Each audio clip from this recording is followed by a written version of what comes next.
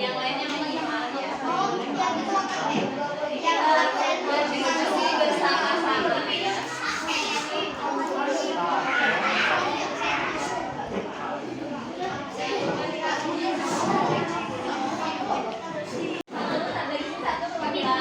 Dari sini satu perwakilan baca, jadi teman-teman menyimak ya.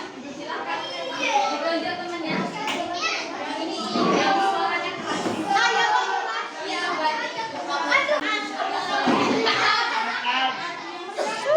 Dari awal ya. Nanti ya. Ya.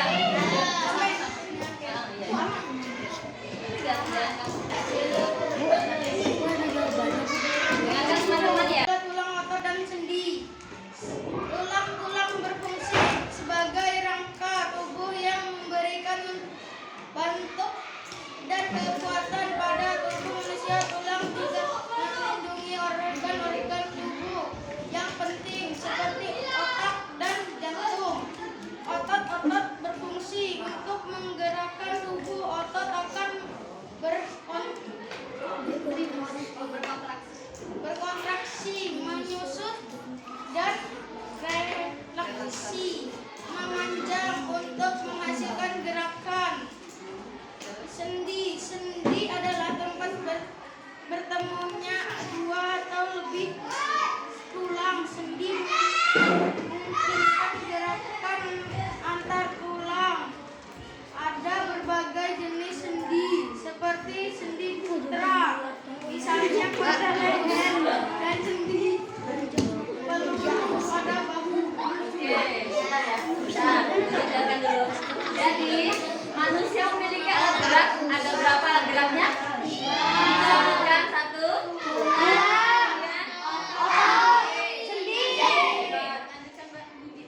Kedua, alat gerak pada hewan.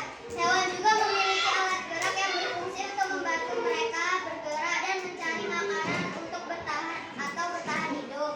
Alat gerak pada hewan berbeda-beda, tergantung jenis hewan tersebut. Kaki. Pada sebagian besar hewan, kaki digunakan untuk berjalan, berlari, atau memanjat. Misalnya, pada hewan seperti anjing, kucing, dan sapi, kaki digunakan untuk berjalan. Sayap. Pada hewan yang bisa terbang, seperti burung dan kelelawar, memiliki sayap sebagai alat gerak. Sayap digunakan untuk terbang di udara. Sirip. Ikan memiliki sirip yang berfungsi untuk bergerak di dalam air. Sirip membantu ikan berenang dan menjaga keseimbangan tubuh dalam air. Kaki atau tentakel. Beberapa hewan laut seperti gurita dan cumi-cumi menggunakan tentakel atau kaki untuk bergerak dan menangkap mangsa. Tentakel juga bisa digunakan untuk berpegangan pada benda. Ketiga, perbedaan. Bentar dulu ya. Oke. Jadi ini yang tadi alat gerak pada manusia. Yang kedua alat gerak pada hewan. Alat geraknya kalau hewan berbeda-beda tergantung jenis hewan tersebut. Misalnya, coba anak-anak kita baca.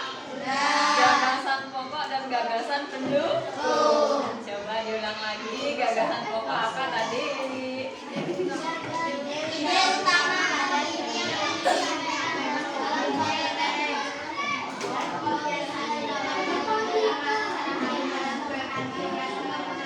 Iya, biasanya ada di idenya di inti, di awal atau di akhir kalimat. Kalau gagasan pendukung, misalnya di mana?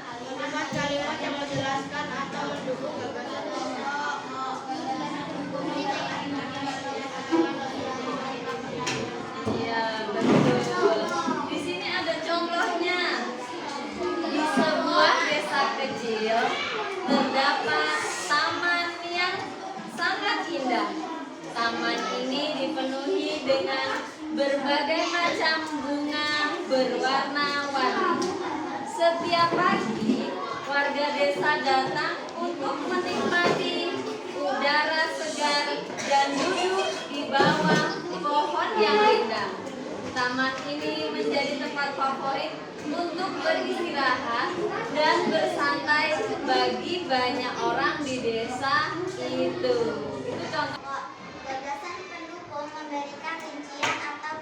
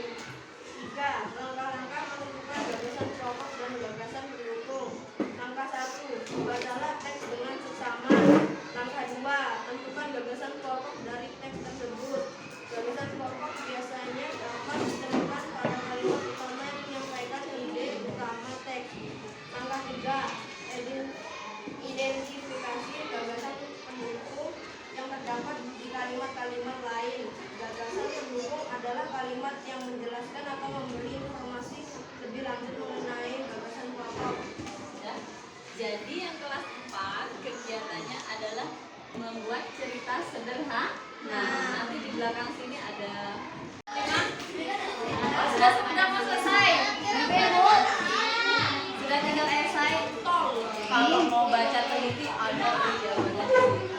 Kan anak-anak harus sering-sering membaca dan literasi. Rajin-rajinlah membaca karena ilmunya ada di sini.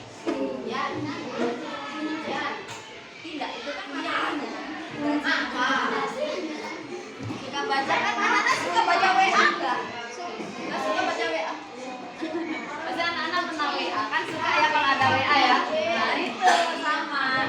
Kalau ada pelajaran ini dibaca kan sama saja membaca. Ya. Jadi kalau sudah selesai. Oke, kalau sudah selesai silahkan maju ke depan. Yang sudah selesai kita bacakan hasilnya.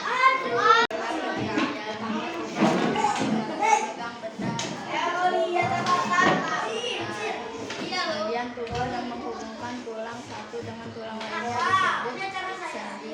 Oke, temennya sudah ada jawabannya. Jadi, alat gerak manusia yang berfungsi untuk memegang benda adalah bagian tubuh yang menghubungkan tulang satu dengan tulang lainnya disebut Sendi. Sebuah kali yang saling dimandikan. Setiap sore saya dan teman-teman saya bermandi kali. Sampai tidak ingat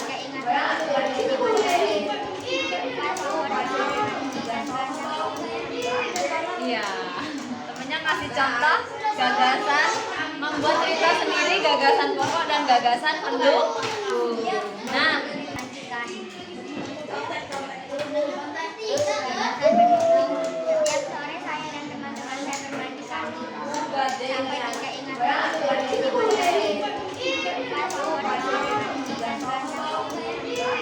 iya.